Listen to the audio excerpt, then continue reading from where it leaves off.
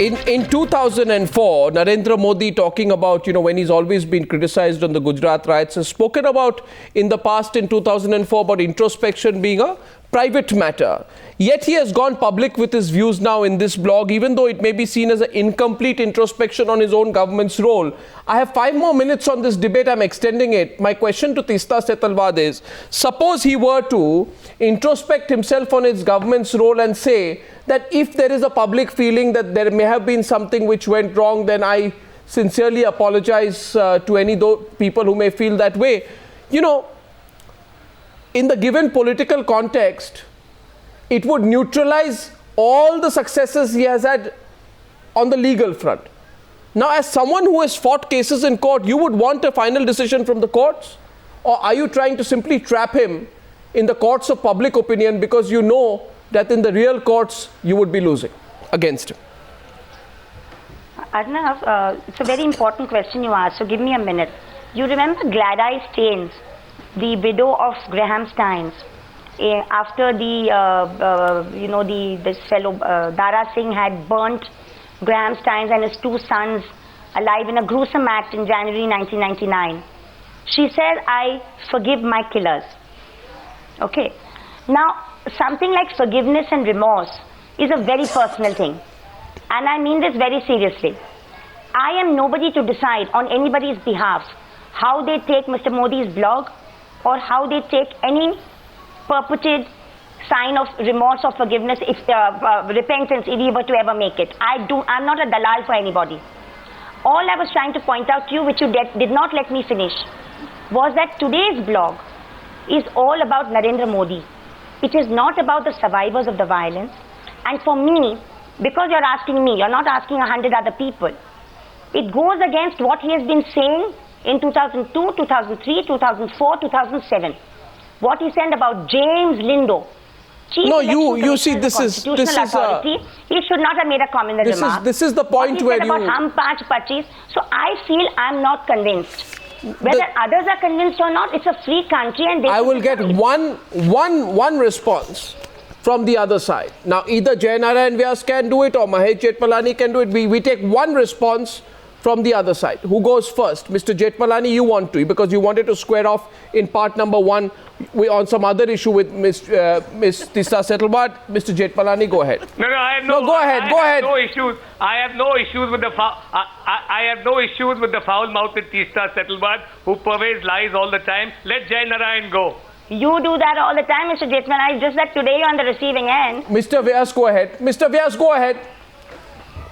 I'll say take it like that with this, a pinch of salt. I don't even want to deal with you. Teesta and her friends have a set agenda.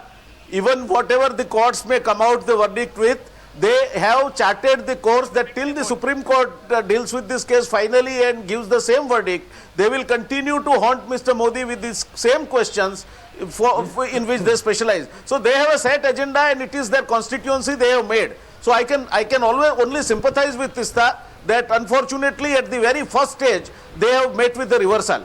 I don't think whatever she is saying, quite a few of the lies I have already brought to the surface. Number 1, she said about amicus curiae statement is absolutely wrong. Number 2, these people made some girl to, first they said she was raped. Girl comes back from abroad and says, no, there is no substance in it.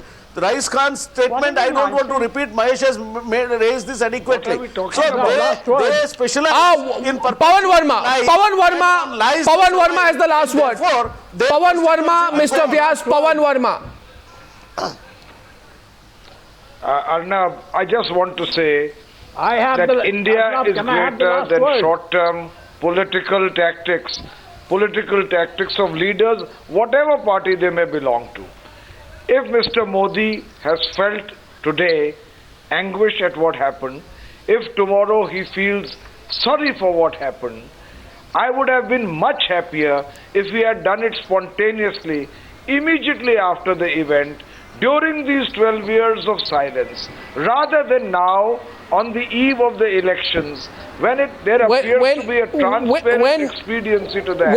When Sonia Gandhi expresses anguish, then neither you nor Vinod Mehta ask about whether it was spontaneous. And please have your next discussion on that. I don't condone it. Yes, Mr. I say Mehta. India is greater. The concept of India is Mr. greater Mehta. than cynical short-term political gain. Mr. Mehta, yes. Arnab, Can I say last something word, please. at the end? Can I have the last word? Yes. Can I have the last word? Can I say something, Arnab? Sir. You have asked a very good question that his critics are so die-hard that even if he says sorry, it will not matter.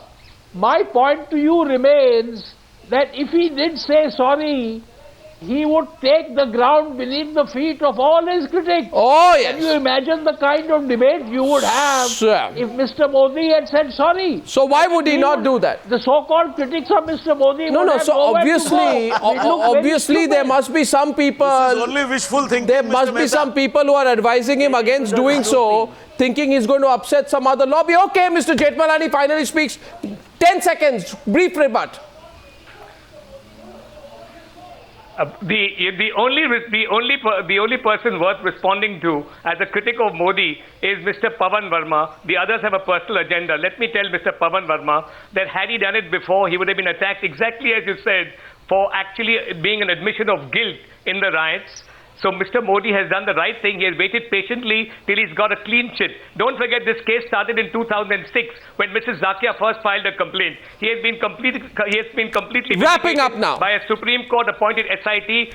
Now the imprimatur. And secondly, Mr. Pavan Verma, if he does what he has done 12 years later, at least it's better late than never. To all my panelists on debate number 1, thank you very much for joining. Clean chit in 2011. Thank you for joining me on debate number 1 on the News Hour tonight.